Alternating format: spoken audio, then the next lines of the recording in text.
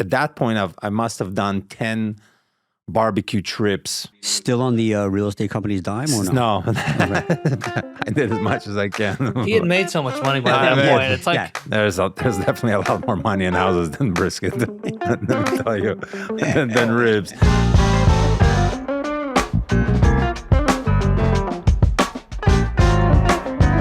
All right, so guys, we could not secure any other guests. No one was available. Adam Perryline canceled today. Andrew and Michelle said no. But you know what? Burt will do it. Burt will do it. You give him a slice of bread and some No, I mean, Pellegrino. honestly, this board is for you. This is the anchovy board with the Bordier butter. It's nice. Your first name again? I'm sorry. Burt. Burt. With the Got it. T. And All right, and why is Burt here? Burt is a good here question. to celebrate his amazing and unbelievably talented barbecue business. Mm-hmm. Oh, yeah, I remember that. That's right. You barbecue? I bar it once in a while. Hey, the other day I smelled like smoke. Remember? I so he came to. We had an event at the shop the other day, and he came in. He literally smelled like a briquette, but there was not one stain on the shirt. So I was like, he put this shirt on knowing that I was going to break his balls about not ever working. And I felt like... I found that shirt from 2019. I put that one on. No doubt about it. Well, I mean, let's be real about the work that he does. I mean, it's time consuming, but a lot of the time, like, he can take a nap in the middle of, like, smoking something. I mean, I remember stories like that. I take my I've nap. seen him in the parking lot of Hotel Bel Air just kind of napping out for, where he was quote unquote working. Right. You had it set up in your garage once that you were sleeping in, right? Yeah, like, it's like time. People always say, like, shit, barbecue takes such a long time, but...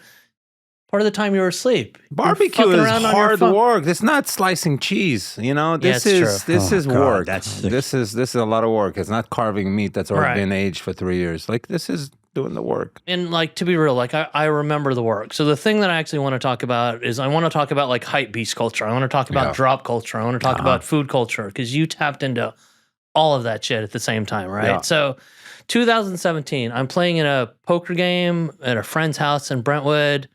Yes, these poker games are illegal, but we're playing with a bunch of friends. It's the type of shit that you... Allegedly illegal. And I have a friend, or I mean, not even really a friend, just some weirdo at the poker game. Because I have a friend who makes really, really good barbecue. And I'm like, what kind of barbecue? And he's like, Texas-style barbecue. Where does he make his barbecue? He makes it out of his house. All right, how do I get this barbecue? It's like, well, it's really hard to get his barbecue. I think you got to go on social media.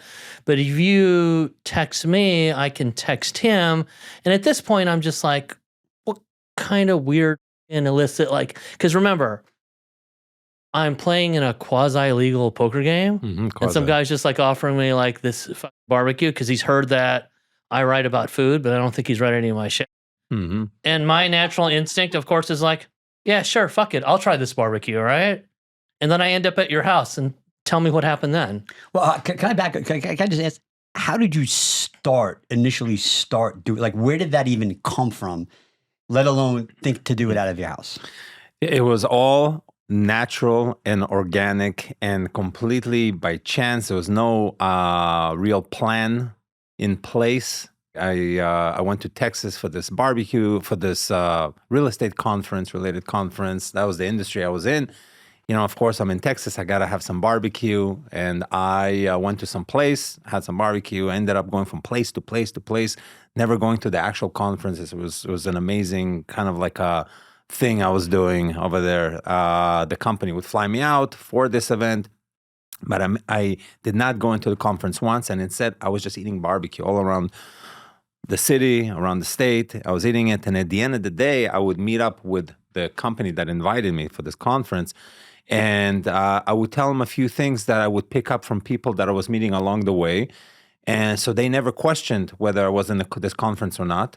And I went 3 years, maybe 4 years, I went to this conference without once going into this actual event. It's a great employee, this guy. Hold on. So for 4 years, they flew you out. Yeah. Put you me never on the 4 attended seasons.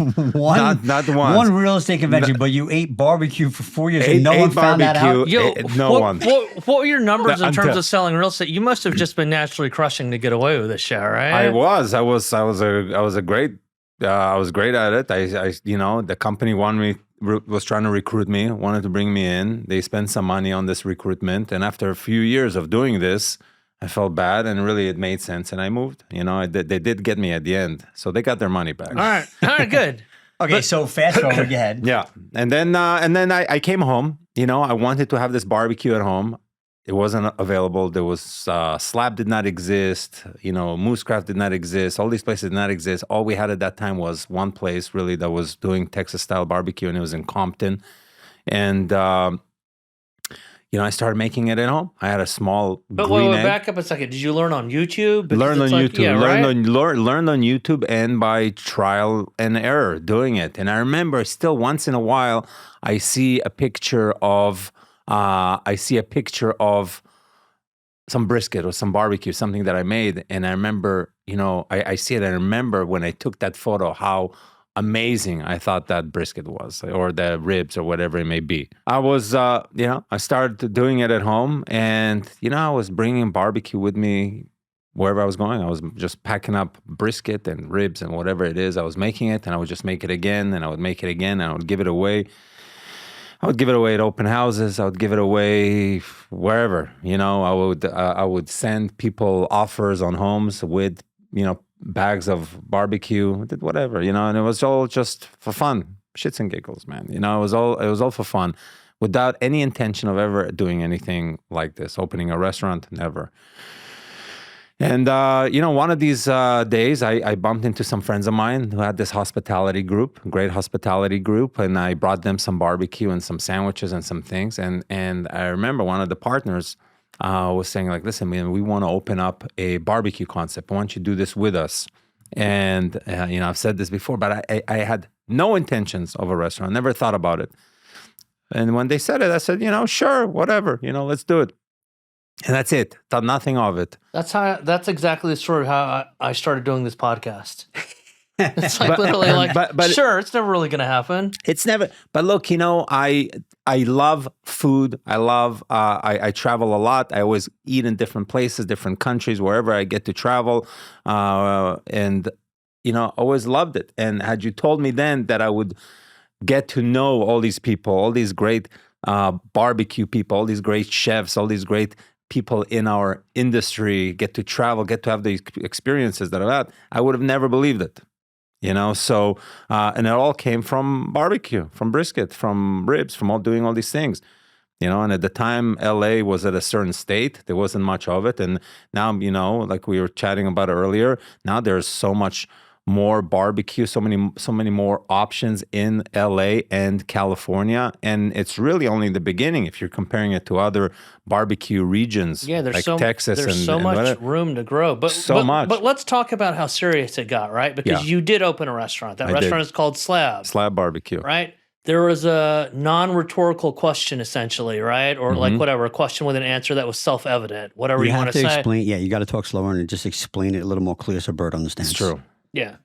So you got an LA Times review I where he did. put out the question, is this the best brisket in Los Angeles? And the point was, oh, wow, Los Angeles finally has real brisket. And then we know what's happened with your friends. Obviously, Adam Perry Lang was already a legend, but he's Yeah. now gotten to the point where there's like nobody in Los Angeles that makes better viral food content. Incredible. He makes great Texas barbecue, and he Beautiful. changes his menu every single week and does some crazy new thing. Changes it. It's Texas. A small part of it is really Right. Texas. It's Adam Perry Lang barbecue. It's Adam. It's American It's barbecue. not, Adam you know, it doesn't barbecue. belong to any particular way. The aromatics he throws in there, the colors he throws in there, the flavors he has in there, the cuts, his process he puts on a show. He's great. Yeah, it's amazing. So for me to know someone like him and to call this guy a friend, and for me to be able to text him and to talk to him about these things, these are all things that I never even thought of. Right. And then look at your friends, Andrew and Michelle, who I Incredible. would not have met, but until they saw that I was in your backyard and I had written something about it and they DM'd me. And then I was just like, oh, here's another one. What are the chances this is better? But of course, I'm just like, well, fuck it. I'll go try that. Then I ate it. And that blew my mind because Yeah. it was Texas barbecue that was on the caliber of top barbecue in Texas, as you know. Yeah, But then for they were sure. all also doing all these Angelino Mexican sides and all that. And you just had this moment where like, this is LA barbecue. And you guys Absolutely. you guys built that yourself together. Absolutely. It's amazing. You know, if Andrew and Michelle would have been around earlier, none of this may have happened. You know, there was really a an opening for it. Nobody was doing it, so I was doing it. That's all it was. So besides like APL and Andrew and Michelle and people like that, like who did you look up to as you was like getting more involved in the barbecue scene? I was looking at the people that I admired in Texas and in the Kansas and the Carolinas, but more specifically in Texas, the Aaron Franklins, the Mueller family, the different people that are doing things in Texas, Snow's Barbecue, and these are all people that I've gotten to know and gotten to cook with and eat with and spend some time with and really get to know, which is incredible. So those have been my focus. But then you realize, as I'm married to an Argentinian girl, Be careful. Yeah, that's true. And I'm married to an Argentinian. I was born in South Africa, and like my family over there, they barbecue all the time, braai all the time. So they have their ways of doing it. I grew up in Israel. They have their way of doing it over there. And as you travel around, you see that, people have cook with fire in different ways. So it's incredible. But for me, it started with Texas brisket. So you go through. You have all these influences in your life. So get us caught up on like how did Slab actually come about? You meet this restaurant group. What happened after that? Met up with my two guys, Brian Toll and John Terzian from the Hwood Group, and it was Terzian's idea. Of really, he sparked it up, and I said the word slab at some point, like slabs of ribs or brisket, whatever I said.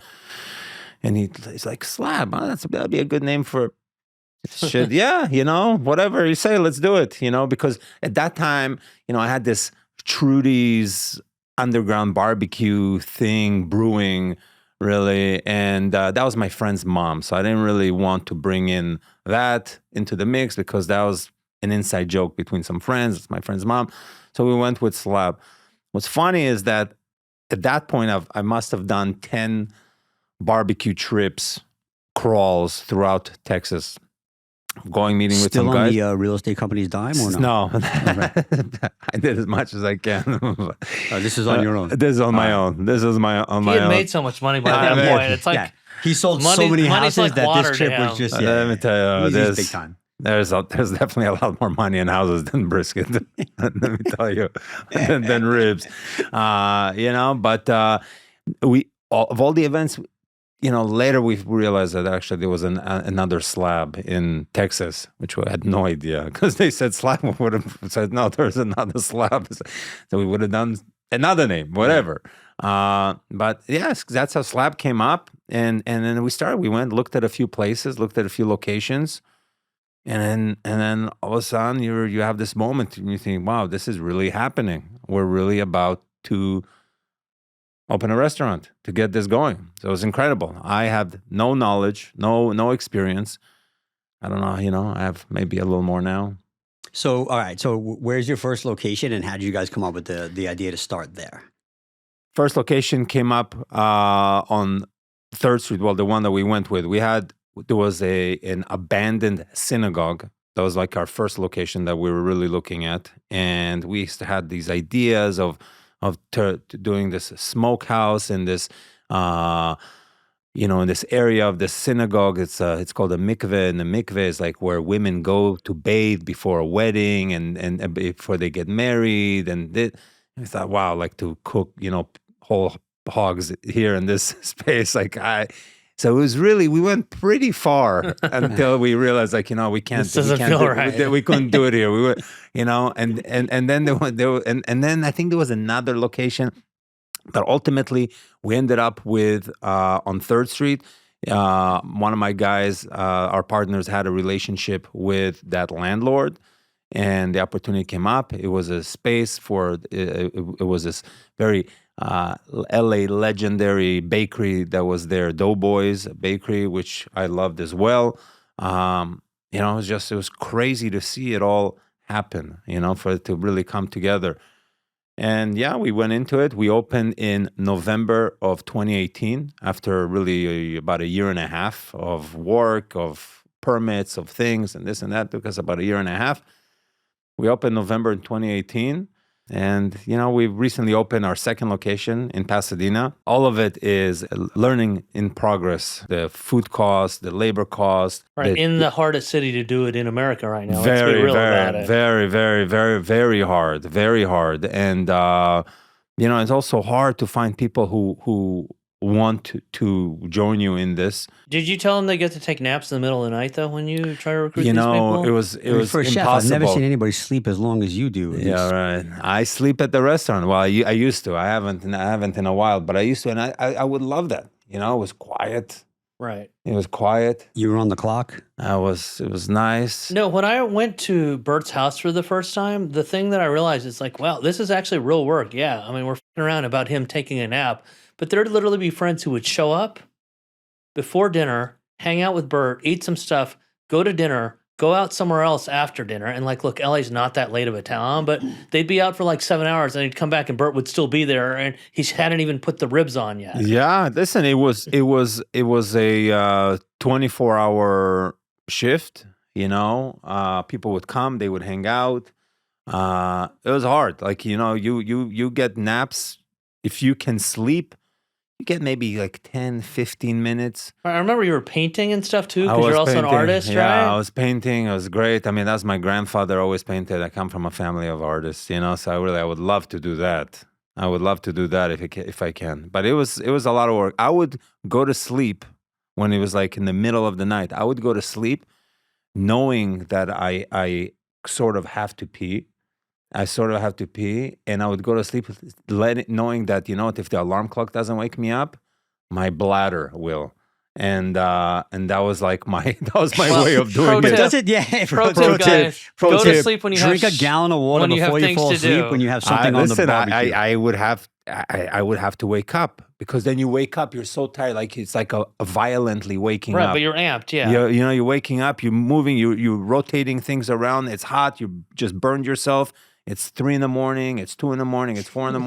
Right, your family's asleep. Like, what the fuck's going on it's right raining now? or not. And there was a few of the guys doing it at that time. And whenever it would rain or supposed to rain, they would all say, "Hey guys," they would post on social media, "Hey, no barbecue this weekend because it's raining." That would always drive me to do it. Then say, "Okay, I'm doing it." Then I would be the only one doing it.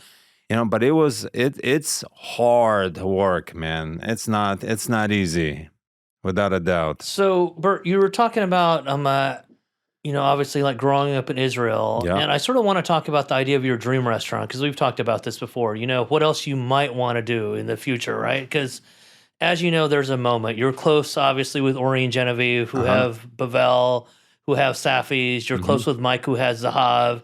You've probably seen like Alon Chaya is going to go do a fancy residency at Wynn. And it's like, I work in the media, and the thing that's fucking stupid but true, 3 is a trend, right? 3 is a trend, and then it blows and people want to write about it. You've clearly had conversations about like, yo, I know that you're not at the point where you would ever say that you're at the level of those guys. That's not what I'm trying to get you to say.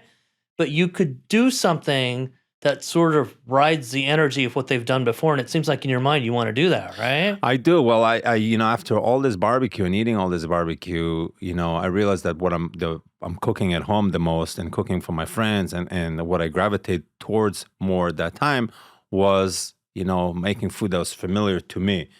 But making the food that's familiar to me, calling it however I would call it, somebody else calls it a different way. So like, the food that's familiar to me and that I grew up on is very contentious, Right. to a lot of people. So, I was a kid growing up. I didn't know of this or that. This was a plate of hummus, This was, but unfortunately these days, people are fighting and arguing about all of this. But, after all this time of barbecue, I wanted to open a cafe that was, would be all the things that I was around when I was growing up. Call it Motzkin. Motzkin is this town where I'm from in Israel. Call it Motzkin Cafe, and then would feature all these things. The culinary scene in Israel is incredible. The food over there is incredible. I'm not talking about the situations that there's always something going on, especially right now there's something going on, of course. But the food there is incredible. It's such a hodgepodge of we have Italians, we have the French, huge French, contingency there. The Ethiopians, to everything that's over there. And they're all making their versions and renditions of different things. So the food in Israel is incredible. And that's what I would love to do, would be next is something like that. And that's how Santolina came together. Our Mediterranean place came together, which is, we're closing it now. We're supposed to be there until October of 2021. It is now 2024. It's still there. It's closing now as we speak. It's getting packed up because that hotel is finally getting remodeled. Part of it is getting torn down. They're developing this huge project over there. So now that that's going to go, we're either going to move it to another place and have our own freestanding Santolina, or this might be my opportunity to open my own thing. I have my good friend Avi, who's doing his shawarma that we've been doing together. Which is amazing. Yeah, Avi in Studio City. Avi Q in Studio City, incredible. And he's an amazing person. Like, love him, love everything he does. He's amazing. Yeah. We both grew up in the same region in Israel, and in that Haifa region, they make shawarma a certain way, and he makes it that way. So to me, every time I eat it, it's like my childhood really in the pita. Like when I would go with my mom, I would have this. It was incredible. It was just like that. So his first pop-up for shawarma was at Slab. It was a great party. It was an incredible party, and every time he's popped up. Just about every time he's popped up, I've been there with him. I'm the guy slicing, which for me is so much fun to stand there all day slicing, 1,000 pitas. It's a lot. So it's incredible, So we've talked about doing something together. I talk to Mike all the time. Mike from Zahav is one of the best chefs in America. It has been for 15 years. Guys, tell everybody who he is in case someone doesn't know who he is. Michael Solomonov. Great guy, really like a brother. He has a restaurant in Philadelphia called Zahav. Was James Beard winner of best restaurant in America. Right? Yeah, so Mike hit the trifecta, and this is back when the Beards weren't being performative, and it was literally like, you're the best, where they won best cookbook, best restaurant, and best chef. And I literally don't know if there's anybody else who's done it because I don't care that much about the Beards. I haven't researched it, but Mike was the guy who set the tone before Ori and Alon Shaya became who they are. So I'm not saying that he's responsible for it. I'm just saying that he was the pioneer, right? He's amazing. He's great. We talk a lot about, of course, about the nature of things, of the events. He lost his brother. Who was in the army. He lost his brother as a casualty of this war. Right, years ago, which led to his cooking career. Yeah. He's gone through a lot. He's a great guy. I was fortunate to just gone to Israel with him and eat with him in Israel. It was Dom, have you been to Zahav before? I haven't been, but I can tell you right now, I've been to Israel. Yeah, he's been to Israel. I went a couple of years ago, and I will say I was blown away, like legit blown away at the quality of food and how diverse the food was. We went to the Shuk Market, and we went to another food. It was killing me. Like I had no idea. First of all, that I ate vegetarian, which I'm not a vegetarian. I'm to the go vegetables through that, there. You have no idea. No, all kidding aside, it was probably some of the most, and we also ate at like some of the more fine dining places that Tel Aviv had that I was just blown away. And also too, like I wasn't not that my expectation was low, but it's not like I was going to France or I was going to Italy. Like I didn't really understand the caliber of cuisine. Incredible. It really is amazing. So Burt, that's what I'm saying. Like a modern Israeli restaurant, whatever the fuck you want to call it, it seems a natural progression, right? You're cooking this meat all the time. Mike knows me well enough to know that, I've known him for a long time and I don't exaggerate, but Mike remembers that there was at least 5 times where I would drive to Philadelphia, 2 hours from Brooklyn, eat his food and only his food, and just turn the around and just drive back. No shade to anything else in Philadelphia. It's just that was the experience that I wanted, and here's why. Yes, like that pomegranate, lamb, all that stuff is so good. The skewers are good. Yemenite fish stew is good. He's making good bread. But it was just like, the way that we usually eat. I don't fucking drive 20 minutes in LA to go eat vegetables or whatever. But the shit that he's doing with vegetables, they drop a salatine platter and it's like, oh, all of a sudden I like carrots now. All of a sudden I like those Moroccan eggplants carrots, now. yeah. All of a sudden I like celery now. And I'm just like, there's no chef that had ever done this. But the crazy thing is Burt could go open an Israeli restaurant, post Slab. That could be a vegetable restaurant because those are some of the best vegetables you'll ever eat. And very well might, Yeah. I'm looking now in the hummus business, Yeah. Guys, let me just translate. It's hummus. Hummus. Hummus yeah. for all of you guys out there. That's right. Go ahead. Yeah, Sorry. I like to translate every once in a while. Yeah, it's good. Somebody's got to do it. Yeah. But I have a friend of mine who has started, this brand, and I'll join him with it. And Mike is packaging now his Zahav hummus that's available at the Whole Foods on the East Coast. Which he sent me some. He's going to send you some if he hasn't. He sends very nice. Fuck, Mike, you didn't send it to Mike, me. well, Can he sends, I he get sends some them too out. or no? He sends, Just a little bit. A tablespoon. Just a Maybe I tablespoon. should Just to put try a it. tablespoon. It's very good. We should just call Mike on the phone now to be like, yo. Yeah, he's great. He's in Vegas. Yeah.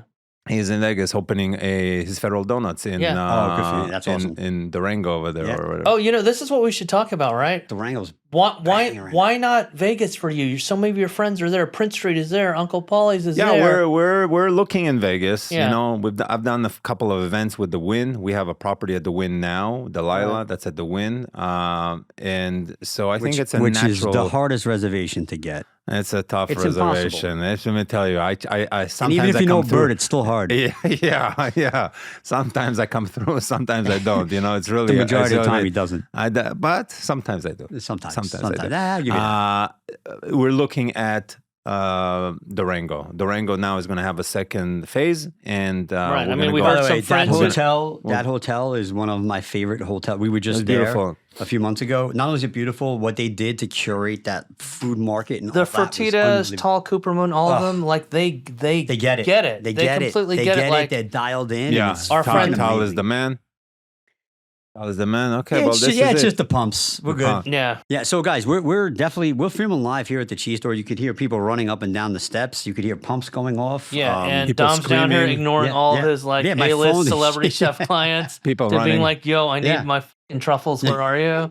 And when I walked in, someone was like, "I need a pound of truffles." By the Yeah. way, so eat the bread. This is a good day. Dude, wait, how much money are you making off the podcast to not be selling a pound of truffles right now? Yeah. Holy shit, man. This is the world's most expensive podcast right now. Boudier just laying around everywhere. Right. It's nice. Man. So yeah, Durango and Vegas, man, it's a whole thing where they just recognize, and Resorts World has done this a little bit too because they have Ray Garcia, they have Tall Love Ronan, Ray, by the way. Love Ray. they have Randy's Donuts, and everybody in Vegas now, they're realizing like LA food culture drives the fucking culture, right? We have Leeway, the dry aged fish guy, supplying fish to Durango to the steakhouse, right? Amazing. You have obviously like your friends Paul and John from Yeah. Uncle Paulie's who are there. Yeah. Your friend Lawrence who's at Prince Street. And Irv's now. Yeah, over and there. Irv's, yeah. And Which, but- by the way, two of the most popular places there right now. Right, and that food hall, also has like Mark Vetri from Philadelphia. incredible. Maybe the greatest living Italian chef in America right now. Right?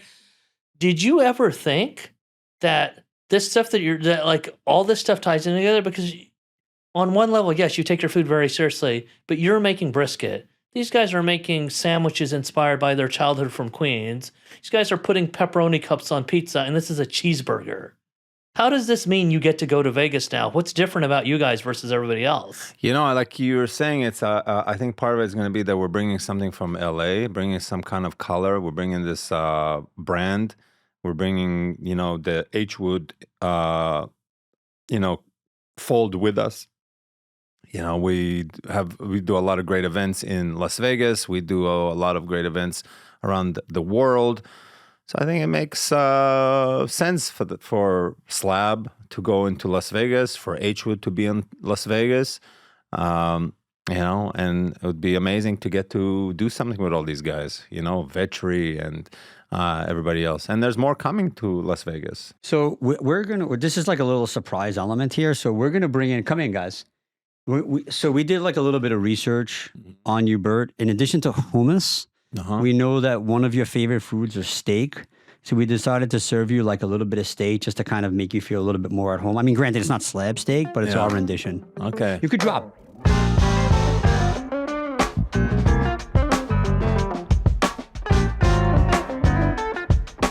So what is because you guys are in the know, and what the hell is beefsteak? I haven't even heard of it. It's a charity. It's at Viviana. Neil Fraser does the food, and it's co-hosted by Eric Wareheim, Matt Selman, who makes The Simpsons. How the f*** do I know all this? Because you know everything. Andy. Yeah, bro, What are you we're talking just here. about? This Yeah, is like, why you're here, because you know I don't even everything. I need a translator for you guys. I don't know what the f- we're talking about. And he knows everything. So where is it at? It's at Viviana, next to Redbird. Oh, downtown. Yeah. It's a cool thing, and it's a shit ton of meat. You just eat it with your hands, and everybody gets gout, and then they come back the next year. You put on like a tuxedo. People come in like, dressed nice. Yeah. Yeah, no. People forks. get dressed the f up No for forks? this. How long have they been silverware. doing? I never heard of this. I don't know. A good few years. Are you serious? Yeah. This good. This will be my second time. I've been to one at the Alisal. Yeah. See, this shit is even more natural This than is us like- talking about each But other. this is you know? show off. Yeah. I don't know what the hell. I don't know. I don't get invited I don't to anything, know. dude. I don't know. It's not, Nobody watches. Nobody looks out for the short Italian guy trying to sell a little piece of cheese. It's true. So, Bert, we have a little bit of a surprise for you here. So we know that steak is one of your favorite things to eat. So we decided to cook off a little bit of a Snake River Farms New York steak. Have you heard of Snake River, bro? I love Wait, Snake River. wait. Hold on. Before Bert eats a steak, I thought, Bert, don't you like only eat steak when it's like Francis Melmo or Nancy Silverton's like making for you directly, Keith Baka, and I try shoving to. it down your throat? I try not to. I try to eat, with the commoners as well, with the We regular are people. so with the, appreciative of you gracing us with your presence. I am very fortunate to have been fed beef and steak by some of the How do you get in every one of those photo ops though? For real though, I am I see a camera, I pop up. I'm ready for a photo. And all you know, this guy's got a face for radio, but he I still sure do. manages. This is to great. I'm show surprised no, this camera's he's here. literally like everywhere. Wait, but you're going to Daniel Boulud dinner tomorrow, and Bert doesn't know about it. Do you know how many people he's gonna fucking text about this in the next 30 minutes? By the way, I'll look and he'll be in front of me online going to Danielle Boulud. I got a text. I got this group text the other day, a few months ago. I got this group text, and a few of us, and then right away in a separate group text, the guy who sent that original one said, "Disregard that one. That's the wrong Daniel. That was Danielle Boulud. Do not respond to that thing." I'm like, no problem, but I'm saving the number. Yeah. Amazing. But I'm saving the number. Amazing. It's incredible. The real bosses don't care if you have their phone number, man. It's like I was just at a food festival and people were like putting me in touch, and John George, yo, this is my number. Yeah. He doesn't care. Yeah. Daniel doesn't care either. Daniel doesn't He'll care. just ignore your block your number. It's fine. That's exactly what he's done, because I've asked him a few times already. Hey, by the way, but well, he's since blocked your number. But you're going to beefsteak. I mean, that's pretty cool. People eat with their hands there. Neil Fraser hosts it. Yeah, I was going to say talk for the common people in the audience listening right now, like myself. Like, can you kind of shine a little light on what beefsteak is? So beefsteak is a charity dinner. Mm-hmm. They raise money. I'm not sure for which cause. It should be for gout, but they don't do it for that. It should be, but it's just an obscene amount of beef. Yeah. They're cooking. There's a show. There's things happening there. People There's a lot get of really wine. dressed up. They get really dressed up. Tuxedos, everything, bow ties. Did you say you eat with your hands? Eat with your hands. There's no What's the story fork. behind There's It's dating back to some old tradition. I mean, I wrote about it years ago, but I've since forgotten it. But the other cool thing about it is like we were talking about, like whatever, hype beast culture, everything becomes one thing, right? It is this whole intersection because it's started by a bunch of people that are very successful in the TV comedy world. Mm-hmm. And so you go there and it's sitcom stars, it's showrunners, it's people who worked on The Simpsons, right? It's Eric Wareheim with his wine, right? So but everybody is dressed the fuck up. It's dressed completely to the nines. Eat with your dressed, hands. yeah. I love it. It's very cool. It's very cool. And does it happen in Los Angeles all the time, or does it switch cities? How does that The work? only other time I've been was up a little north in this the Alisal Ranch. But I don't know if It's they another take it. big time ranch that It's us it's common a nice folks place. don't It's get kind of involved like to. it's like the Ojai Valley Inn kind of version of. Big time. It's very nice. It's nice. Yeah, we love. think about this. Yeah, Bird Cook's Barbecue at Alisal Ranch, Hotel Bel Air. Yeah. What the fuck is he doing here right now? it's Eating not- your not That's steak? what I from asked this planet. myself. Yeah, not from this I planet. asked myself the same. But listen, I got to do it. Win Las Vegas, and then he's in the basement of your store at the at the same Wynn. time. We cooked at the Wynn. I cooked a ton of meat for this event, a ton. It was incredible, such an incredible event. But the coolest part of that event was that the wind put my face on the big marquee on the strip. So I was walking on the strip waiting for this to turn, and to see my face on it. And right when it was coming up, I was standing, there was a professional street, worker. I looked at that. I looked at her. I'm like, huh? Look at that. So the one moment you had on the marquee was spoiled because you weren't even looking at it. No, I was like, hey, look at this. So I don't know if I'm going to get in trouble for saying this, but it's cool that the wind is recognizing these things now, right? Because you got your shot, and there's something that you don't even know about that I'm going to tell you. And I mean, we're breaking a little bit news on this podcast too. This summer, based on some things that some people involved in the industry only are helping with, Andrew and Michelle are going to be at Win. Amazing. Leeway's going to be at Win. Isn't it crazy that you're all getting your shot to do stuff like that? And they will have the smoker that I got for the Win. Right. That there will be the M&M smoker that I got that they will be able to use. Over there. I mean, it's just wild how these things, like literally both of you were in your backyards. Yeah.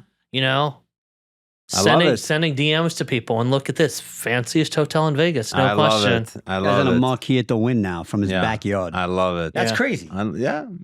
But also too, it's a testament to hard work. It's a testament to dedication. Like, it doesn't come easy. I know we're breaking balls, but like, it doesn't come easy. You busted your ass to get to where you are. I did. It's a lot of work, right? And we are giving you shit about that, but the reality is like when you go to events and you pose with people that are more famous than you, like one, you're doing this out of respect, but two, you're building your own brand. I was at a big food festival, and literally one of the most famous chefs who was there was still doing this. Every time there was a good photo op, he had this magical power of showing up, taking the picture, and 3 minutes later, you'd look around and he just disappeared because he's on the next thing. That's a skill. That guy's got like 27 restaurants, He doesn't cook at them. Nobody expects him to, but he gets to be that guy. But being that guy means you create opportunity for a lot of people. So honestly, like, go open more restaurants and go try to be famous, because this is a fucking point, man. I am on. It's not about the famous really for me. It's about me really being a fan of everybody else's and a fan of this world and getting the opportunity to get so close to these people. It's not about me doing one thing or another. I'm amazed that I get to have these experiences. The first time I met Burt, he was telling me about how cool it was that like John and Vinny came and liked his food. Still blows your mind, right? Absolutely. And you know what? Whenever that pops up on my phone, I send it to them. When the holidays come up or things I talk to them about it. At first, I knew who they were. They had no idea who I was. I knew who they were. I was a big fan of what they did in LA, what they did with Animal. And so when my friend Ben, Hundreds, when he brought them over to the backyard, I was very excited. I was very excited. And many other people, I was, whoever would come by, I was very excited. In that backyard, I've got a lot of incredible experiences, incredible people that have come through. And, I'm very grateful for each and every one of them. It was amazing. It's amazing. See, but that's like a testament to you too, right? You started literally from zero. Yeah. You just started with the passion. So like, and that's why you're as popular as you are. And I hate it. I can't even look at him when I'm giving him a compliment. He started with all these trips. I can't even look at him. I can't. He started with free trips. He started with free trips funded by a real estate company. The guy's a total fraud. A total fraud, Wait, didn't Andrew do this too? Like he would go to Texas for a conference, and then he would literally spend most of his time eating bar. He actually did work though. I talked to him about it. He did work, but I would go to a place. I would see these people were wearing the same bracelet that I had for the conference, and I would talk to them about the conference, about things, and they would tell me of things that they picked up, things that they learned, and so then later in the evening when the company would meet, I would just repeat the things that these people told me. So they didn't even question. They're like, oh yeah, Burt must have been there because and he's eating 4,000 calories of like fatty brisket. I'm hitting each and every place. Yeah, absolutely. So yeah, all thanks to barbecue. All right, guys. First and foremost, Burt Bakman, thank you so much for joining us. My this pleasure. was an Thanks, unbelievable experience, getting to learn more about you, getting to learn more about what's coming next. Amazing. All right, guys, we got to go. We got to eat. We'll see you next time. Cheers. Cheers, guys.